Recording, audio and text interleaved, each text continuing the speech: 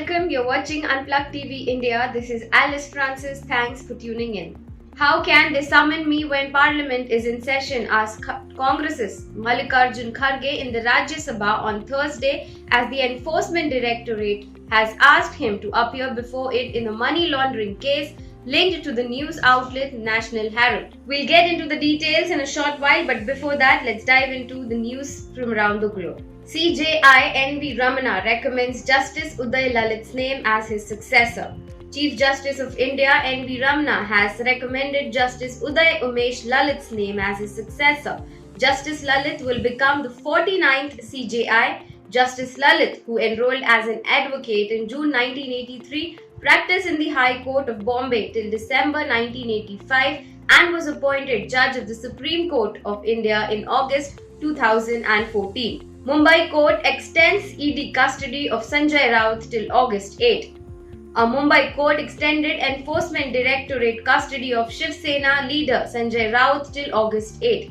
The MP, arrested in Patra Chaul money laundering case, was produced before a special court on Thursday after his ED custody ended. The court said that ED has made remarkable progress in the investigation and some aspects require further investigation. Don't decide on Shinde camp's claim to be real Shiv Sena now, says Supreme Court to Election Commission.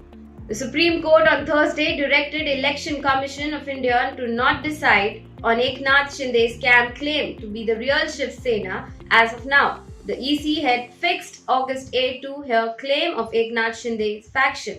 EC can't decide who's real Shiv Sena until there's a decision on disqualification. Please. Kapil Sibal, appearing for Uddhav Thackeray faction, told court.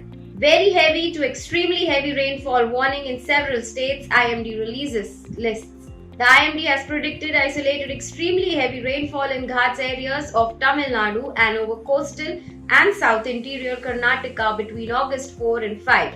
Meanwhile, very heavy rainfall has been predicted in isolated areas of Andhra Pradesh, Karnataka, Kerala, Pondicherry, Telangana, Chhattisgarh, Odisha, Goa and East Rajasthan between August 4 and 7. China fired multiple missiles around Taiwan on Thursday as it launched its largest ever military exercise, a day after a visit of US House Speaker Nancy Pelosi. Taiwan's defense ministry said several Dongfeng missiles had been fired in waters to the northeast and southwest of the island. The last time China fired missiles into waters around Taiwan was in 1996. US Senate approves Sweden and Finland's bid to join NATO amid Ukraine war. The US Senate has ratified the entry of Sweden and Finland into NATO amid Russia's war in Ukraine. Senate voted 95-1 in favor of the two countries' accessions. This historic vote sends an important signal of sustained bipartisan US commitment to NATO and to ensuring our alliance is prepared to meet challenges of today and tomorrow, says US President Joe Biden.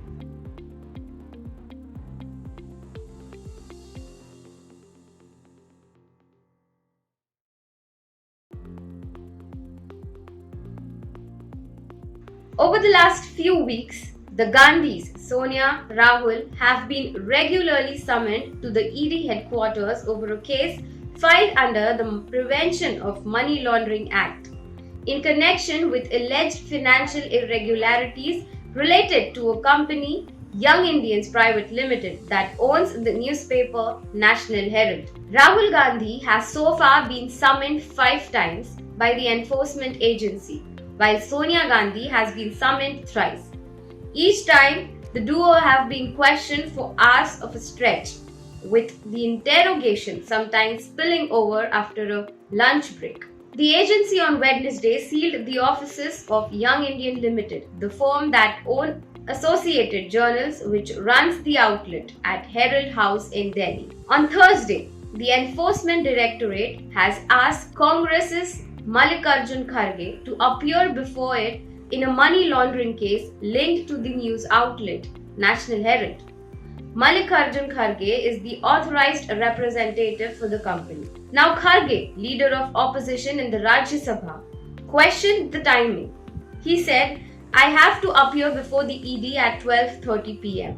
I want to follow the law. But is it appropriate to summon me at this time in the middle of the parliament session? Further questioning on the function of democracy of the country, Kharge said, police surrounded the houses of Sonia Gandhi and Rahul Gandhi. Will democracy remain alive in such a situation? Will we be able to work as per the constitution? We will not be afraid. We will fight this, he added. Well, these days, political leaders are more visible at APJ Abdul Kalam Road, headquarters of the Enforcement Directorate, rather than at their house. While the Congress has accused the ruling BJP of carrying out vindictive politics and trying to stamp out the opposition, the party, when in power, was also accused of victimizing opposition leaders. Not the ED, the CBI was the weapon of preferred choice by the Congress party then. In 2013, the Supreme Court referred to the Central Bureau of Investigation as a caged parrot speaking in its master's voice. A decade later, the parrots called central agencies not only speaking in their master's voice but have also begun to powerfully attack anyone who does not obey their master. The CBI, IT, ED, these agencies, instead of standing upright as an institution, have been reduced to political tools at the hands of the central government to silence any voices of opposition. Of these, the Enforcement Directorate has proven to have been weaponized by the BJP in recent times. While agencies like CBI may still require consent of the state governments to conduct their investigations, the powers of the ED under the Prevention of Money Laundering Act 2002 make it virtually impossible to maintain the fairness and transparency of the process. The recent Supreme Court verdict has worked as a shot in the arm for them to go all out with a vengeance. The present government seems to have adopted the principle of rule by law instead of rule of law. The central government has launched a witch hunt against politicians, journalists, and businessmen who dissent with the government. As they go after all opposition parties, we must introspect. Where does this stop and who pays the price for this political vendetta?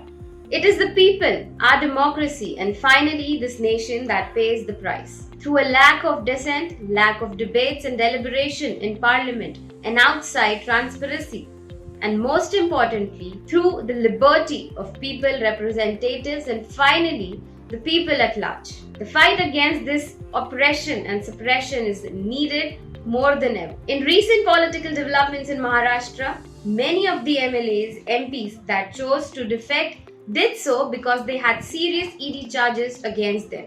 Similarly, several MPs also feared ED action.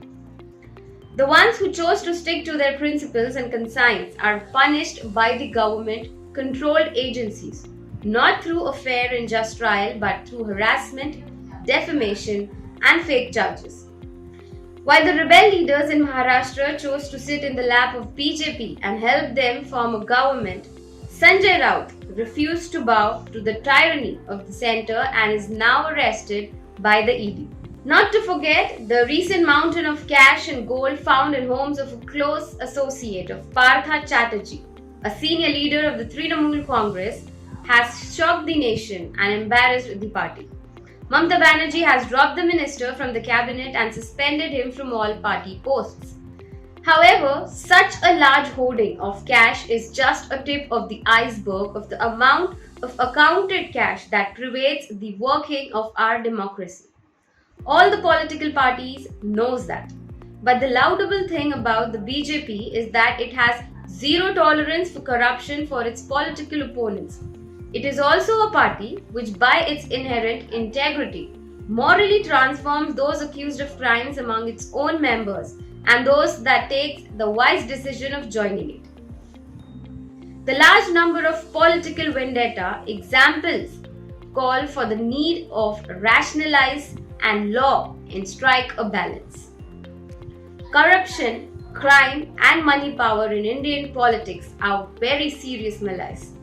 All political parties, the ruling BJP and the opposition parties, are in some measure complicit. Skeletons can be found of crime and corruption in every political cupboard. Some cupboards can be opened, others not.